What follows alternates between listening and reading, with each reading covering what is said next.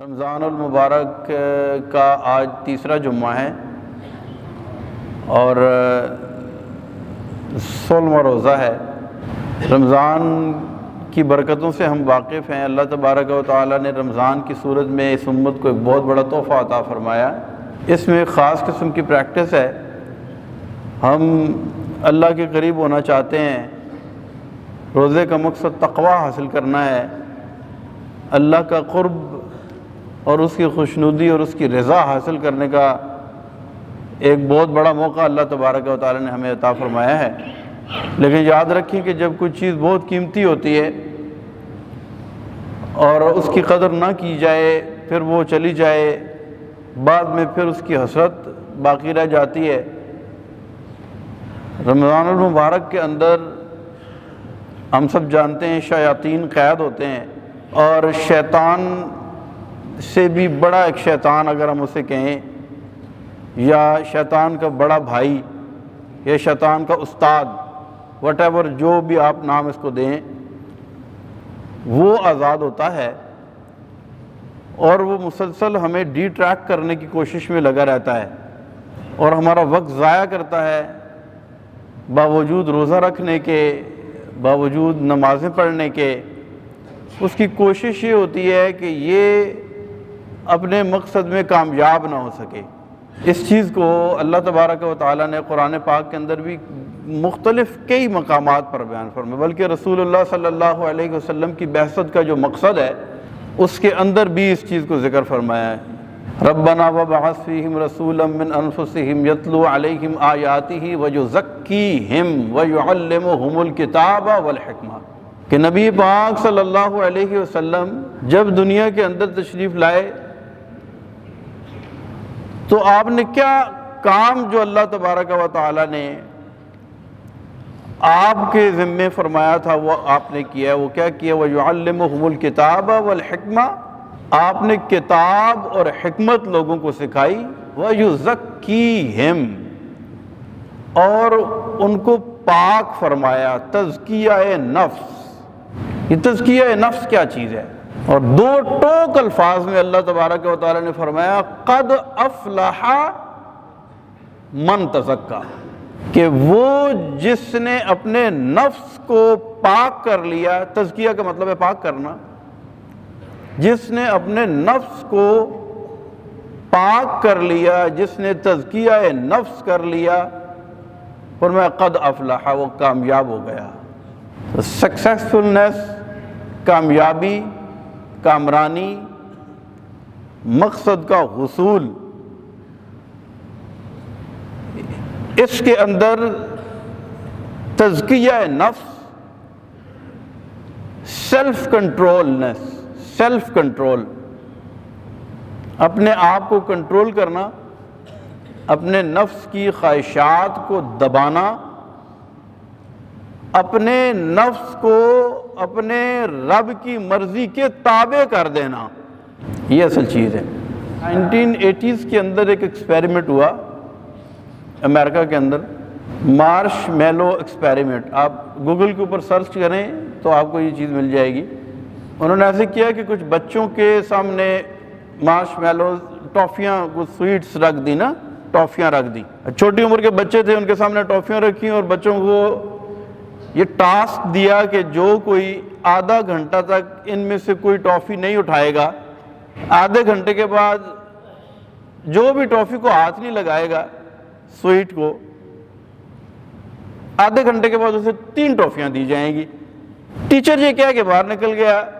اب بچے ہوں کمرے میں، ٹیچر بھی نہ ہو اور ٹافیوں کا ڈھیر سامنے لگا ہوا ہو، تو 5-10 منٹ تو بچے سوچتے رہے، دیکھتے رہے۔ پھر ادھر ادھر انہوں نے دیکھا، ایک نے ہاتھ بڑھایا، اس نے ایک ٹافی اٹھائی، اس کی دیکھا دیکھی دوسری نے بھی اٹھائی، تیسرے نے بھی اٹھائی۔ آدھے گھنٹے کے بعد جب ٹیچر کلاس کے اندر آیا تو اس نے دیکھا کہ آدھے سے زیادہ بچے ایسے تھے جنہوں نے ٹافیاں کھا لی تھی، لیکن کچھ ایسے بھی تھے کہ جنہوں نے کیا کیا؟ سیلف کنٹرول کر لیا تھا، انہوں نے ٹافی کو ہاتھ نہیں لگایا، نہیں کھائی۔ ٹیچر نے ان کا ڈیٹا نوٹ کر لیا کہ ان بچوں نے ٹافیاں کھائی تھیں کہ انہوں نے نہیں کھائی تھی۔ 20 سے 25 سال کے بعد اس نے دیکھا کہ جن بچوں نے ٹافیاں نہیں کھائی تھیں، ان میں سے کوئی جج بنا، کوئی بیوروکریٹ، کوئی بڑے لیول کا سی ای او بنا، کوئی بہت بڑا بزنس مین بنا، کوئی جنرل بن گیا، کوئی بہت بڑے عہدے کے اوپر چلا گیا۔ اور جن بچوں نے ٹافیاں کھا لی تھی وہ کسی نہ کسی پرابلم کے اندر شکار تھے، بڑے آدمی نہیں بن سکے تھے، کوئی جاب لیس تھے، کوئی غربت کا شکار تھے، کسی کے اوپر قرضہ تھا، کوئی ذہنی مریض تھا۔ تو کامیاب لوگوں کے لیے، کیونکہ ہمارا دین فطرت ہے، ہمارے جتنے بھی احکام ہیں یہ اللہ تبارک و تعالیٰ نے انسان کی طبیعت کے عین مطابق عطا فرمائے ہیں کہ یہ کرے گا تو اسے یہ ملے گا، یہ نہیں کرے گا تو یہ نہیں ملے گا۔ اسی کا نام ہے تزکیہ، ڈیزائرز کو کنٹرول کرنا۔ اور جو یہ کرتا ہے کہ جو دل میں آیا کر گزرا، وہ دنیاوی اعتبار سے بھی وہ کامیاب آدمی نہیں بن سکتا۔ اور اگر اس نے اپنے آپ کو کنٹرول کر لیا، اپنی خواہشات کو کنٹرول کر لیا، روزہ کھلا، دسترخوان پہ طرح طرح کی چیزیں رکھی ہوئی ہیں، اب 14-15 گھنٹے بھوکے پیاسے رہنے کے بعد جب ٹائم ہو جاتا ہے، روزہ افطار ہو جاتا ہے، تو آس پاس لوگ بیٹھے ہوتے ہیں، ہر بندے کی باتیں ہم کر رہے ہوتے ہیں لیکن نظر کہاں ہوتی ہے؟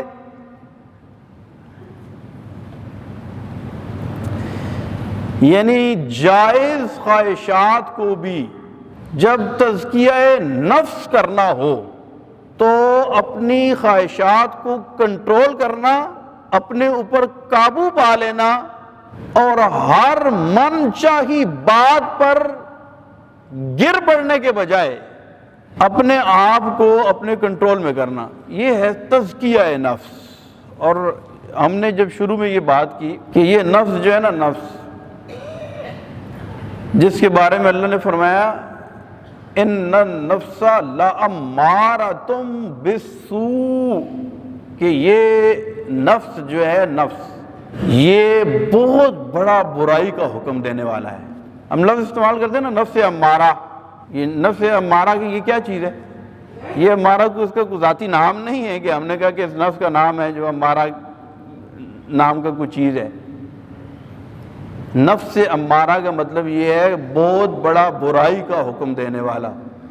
اچھا، یہ جو جنگ ہے نا اندر، یہ جنگ ہمارے اندر لڑی جاتی ہے، اپنے آپ کو کنٹرول کر رہے ہیں نا، ہم کسی کا ہاتھ نہیں پکڑ رہے کہ پکوڑا نہیں اٹھانا، ہم خود اپنے آپ کو روک رہے ہیں کہ یہ کام نہیں کرنا۔ اس کے بارے میں رسول اللہ صلی اللہ علیہ وسلم نے ارشاد فرمایا کہ یہ سب سے بڑا جہاد ہے۔ ایک جہاد سے واپسی پر ارشاد فرمایا کہ تمہیں پتہ ہے کہ ہم چھوٹے جہاد سے بڑے جہاد کی طرف جا رہے ہیں۔ عرض کی یا رسول اللہ صلی اللہ علیہ وسلم، چھوٹا جہاد؟ ہم نے تلوار اٹھائی، ہم نے کفار کو قتل کیا، اپنی جان ہتھیلی پر رکھ کر ہم نے اللہ کی راہ میں لڑے ہیں، آپ فرما رہے ہیں یہ چھوٹا جہاد ہے؟ فرمایا ہاں وہ چھوٹا جہاد ہے، اصل تو بڑا اب شروع ہونے والا ہے۔ کون سا؟ کہ جب تم اپنے اندر سے لڑو گے۔ اور اسی لیے فرمایا کہ من عرف نفسہ فقد عرف ربہ، جس نے اپنے آپ کو پہچان لیا تحقیق اس نے رب کو پہچان لیا۔ خواہشات کو کنٹرول کرنا، اور اپنی خواہشات اور اپنی بات اور اپنے نفس کی خواہش اور اپنے من کو، اپنی زندگی کو اللہ کی مرضی کے تابع کر دینا، یہ ہے تزکیہ نفس۔ اور اس کی سب سے بہترین پریکٹس، سب سے بہترین اس کی پریکٹس رمضان کے اندر ہوتی ہے۔ مقصد کیا ہے؟ اللہ کی رضا حاصل کرنا اور تقوی اختیار کرنا، تقوی حاصل کرنا۔ روزے کا مقصد کیوں فرمایا؟ لعلکم تتقون، تاکہ تمہیں تقوی ملے۔ تم پر روزے فرض اس وجہ سے کیے ہیں کہ تمہیں کیا ملے؟ تمہیں تقوی ملے۔ اچھا، یہ ہمارے اندر دشمن جو بیٹھا ہوا ہے نا، یہ ہے اتنا خطرناک ہے کہ خود شیطان کو اس نے برباد کیا ہے۔ ہم نے کہا نہیں، شیطان کا بھی استاد ہے۔ آپ کہیں وہ کیسے؟ وہ ایسے کہ جب اللہ تبارک و تعالیٰ نے حکم دیا نا کہ اسجدوا لآدم، آدم کو سجدہ کرو، فسجدوا تو سب نے سجدہ کر دیا، الا ابلیس سوائے ابلیس کے، ابا وہ اکڑ گیا، واستکبر اور اس نے تکبر کیا، وکان من الکافرین اور کافر ہو گیا۔ اور ایک اور مقام پر سورہ اعراف کے اندر اللہ تبارک و تعالیٰ نے ارشاد فرمایا ما منعک اللہ تسجد اذ امرتک، ریزن وجہ بتاؤ کیوں تم نے سجدہ نہیں کیا جب سب نے کیا، میں نے تمہیں حکم دیا تھا، میں تمہارا رب نہیں ہوں؟ جواب پتہ اس نے کیا دیا؟ یہ نہیں کہا مجھے شیطان نے بہکا دیا تھا، کیونکہ شیطان تو وہ خود بن گیا تھا۔ اس نے یہ نہیں کہا مجھے شیطان نے وسوسہ ڈالا تھا کہ میں سجدہ نہ کروں، میں رب کا حکم نہ مانوں۔ اس نے جواب دیا انا خیر من، سجدہ اس وجہ سے نہیں کیا کہ میں اس سے بہتر ہوں، خلقتنی من نار وخلقتہ من طین، تو نے مجھے آگ سے پیدا کیا ہے اور اسے مٹی سے پیدا کیا ہے۔ تو اس نے کیا کہا انا خیر من، انا میں، انا کا مطلب کیا ہوتا ہے؟ یہ عربی کا سمپل لفظ ہے۔ انا کا مطلب ہوتا ہے، انتا کا مطلب ہوتا ہے تم، اور انا کا مطلب ہوتا ہے، اس نے کہا تھا انا میں۔ تو یہ انانیت، یہ میں اور یہ نفس جو اس وقت شیطان کے اندر تھا، اس نفس نے اس شیطان کو بھی برباد کروا دیا اور اسے جنت سے نکلوا دیا۔ تو اسی لیے کسی نے کہا نا کہ پھلاں دا تو عطر بنا، عطراں دا پھر کڈ دریا۔ عطر لگا کے آتے ہیں نا ہم گھر سے، خوشبو لگا کے آتے ہیں، جمعہ پڑھنے کے لیے آتے ہیں تو پرفیوم لگا کے آتے ہیں، وہ تھوڑا سا ہوتا ہے۔ نہاتے تو ہم پانی سے ہیں، عطر سے نہا کے تو نہیں آتے ہم۔ عطر کیا کرتے ہیں ہم؟ خوشبو کے لیے۔ تو کہا کہ پھلاں دا تو عطر بڑھا، عطراں دا پھر کڈ دریا، دریا وچ پھر رج کے نہا، مچھیاں وانگو تاریاں لا، پھر بھی تیری بو نہیں مکنی، پہلے اپنی میں مکا۔ یہ انانیت جو ہے نا، یہ نفس، اس کو جس نے کنٹرول کر لیا نا، من عرف نفسہ فقد عرف ربہ۔ اچھا، اس کا طریقہ واردات جو ہے یہ ہم کیسے پہچانیں گے؟ یہ تو ہم کہہ رہے ہیں کہ ہم اپنے خواہشات کو کنٹرول، کیا اس کی ترتیب ہونی چاہیے، یا ہم کیسے اس کو کنٹرول کریں گے؟ کام آسان تو نہیں ہے، بہت مشکل کام ہے، لیکن یاد رکھیے کہ یہ مشکل کام جو کر جاتا ہے نا، وہ پھر اللہ کا دوست بن جاتا ہے، کیونکہ اس کا طریقہ واردات بڑا خطرناک ہے۔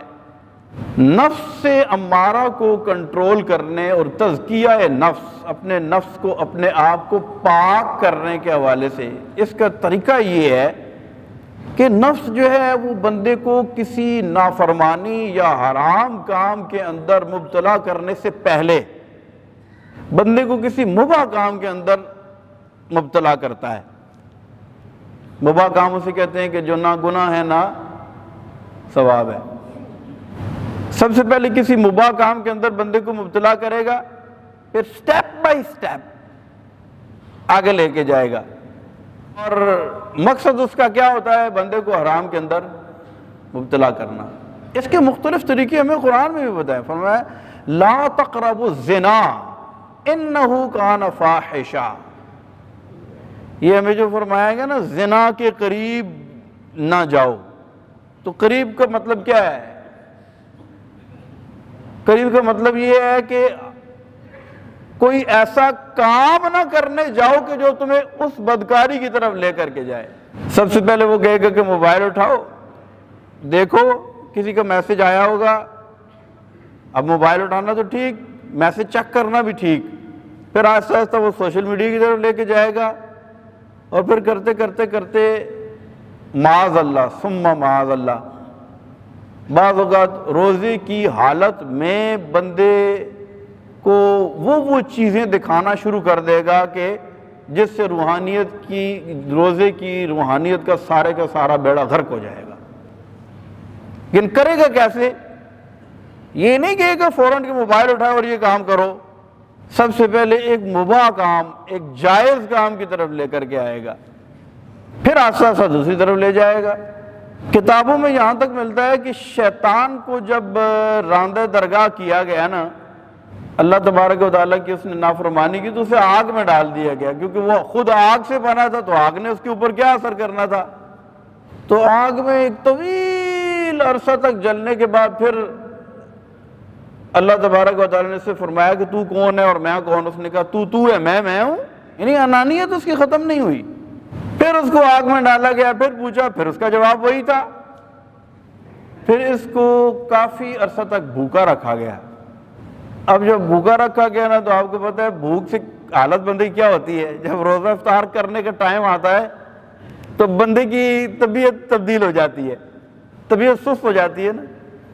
روزے سے 5 منٹ پہلے اگر کسی کو فون بھی آ جائے نا تو بندہ کہتا ہے یار اگر نہ ہی اٹینڈ کروں تو بات کرنے کو بھی دل نہیں کرتا، خواہشات کمزور پڑ جاتی ہیں۔ تو جب اس کو بھوکا رکھا نا، کہا اب بتا تو کون ہے، میں کون ہوں، تو یہ کہنے لگا کہ تو ہے اور میں کچھ بھی نہیں ہوں۔ تو خلاصہ کلام ہمارا یہ نکلا کہ اس سے زیادہ اچھی پریکٹس پورے سال میں ہمیں نہیں ملتی ہے جتنی رمضان کے اندر ہمیں مل سکتی ہے، اور اس کا اصل مقصد جو تقوی، پرہیزگاری، روحانیت، رضا الہی اور تزکیہ نفس کو پاک کرنا، روحانیت کو حاصل کرنا، کیونکہ اس کے علاوہ سارا سال ہمارا کھانا پینا ایسا ہوتا ہے کہ جب دل کیا چائے پی لی، جب دل کیا پانی پی لیا، جب دل کیا پیزا آرڈر کیا، پیزا آ گیا کھا لیا، جب دل کیا ہوٹلنگ، گھر میں باہر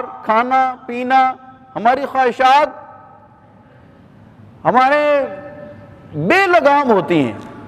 لیکن رمضان کے اندر ہمیں یہ پریکٹس ملتی ہے کہ ہم اس نفس کو کنٹرول کر سکتے ہیں، اور جس خوش نصیب نے اس مہینے کے اندر اس کو صحیح طریقے سے اس کا تجربہ کر لیا ہے اور اس کو کنٹرول کرنے کی عادت بنا لی ہے، تو وہ دینی اعتبار سے تو میں نے آپ کی خدمت میں عرض کر دی ہے کہ یہ تزکیہ نفس ہے، اور اس کا منتہا جا کے اللہ کی رضا اور اس کا قرب ہے۔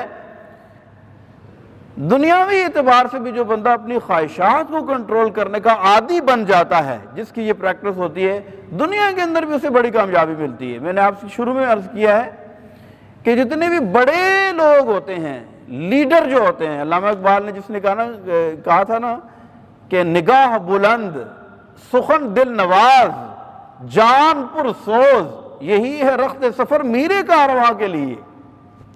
اس کی نگاہ بلند ہوتی ہے، سخن اس کا دل نواز ہوتا ہے، اسے غصہ نہیں آتا ہے، جان اس کی پرسوز ہوتی ہے،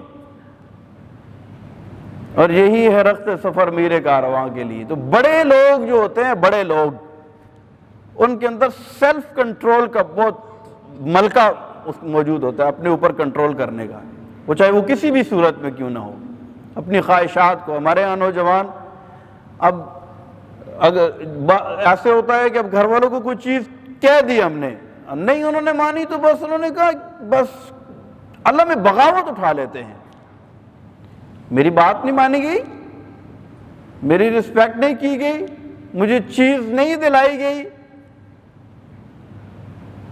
تو جو بچے، جو نوجوان بھی جو مجھے سن رہے ہیں، اگر ان کی یہ عادت ہے کہ جو چاہیں وہ ملے، تو اس کا مطلب یہ ہے کہ ہم بہت کمزور ہیں، اور پریکٹیکل لائف میں آگے جا کر ہم بڑے آدمی بن جائیں یہ بہت مشکل کام ہے۔